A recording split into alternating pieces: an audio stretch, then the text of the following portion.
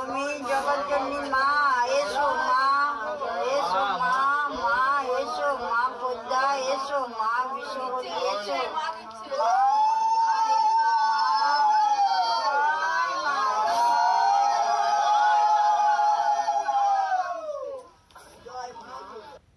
তুমি মা, তুমি জগৎজননী মা এসো, মা এসো, মা মা এসো, মা পদ্মা এসো, মা বিশ্ববতী এসো।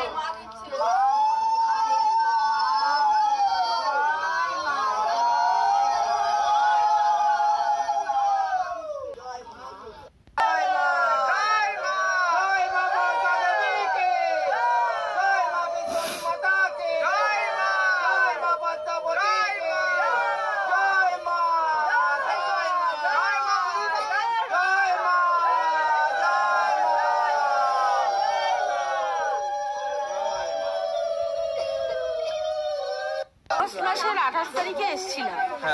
এসে তখন আমার কাছে পুজো দেওয়ার মতন 20 টাকাও ছিল না। আমি মায়ের কাছে কোনো রকম 20 টাকা দিয়ে পুজো দিয়ে গেছি। হাজবেন্ডের কাজ চলে গেছিল, চলে যাওয়ার পর মা বলে দিয়েছিলেন যেখান থেকে কাজ চলে গেছে সেখানেই আবার ডাকবে।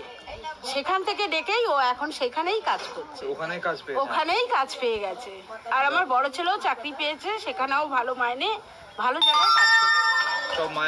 সব মায়ের কৃপা। আমার শাশুড়ি খুব ভুগছিলেন, খুব অসুস্থ ছিলেন, মায়ের নাম করে মায়ের জল করে ওনার মানে একদম বিছনা সজ্জা, মানে ওনার প্রাণটা যাচ্ছিলেন না, মানে এমন অবস্থা হয়ে গেছিল। না, উনি মারা গেছেন 3 মাস হলো। আমরা ওই জন্য পুজো দিতে পারবো না, আমাদের সব মানত পূর্ণ হয়েছে।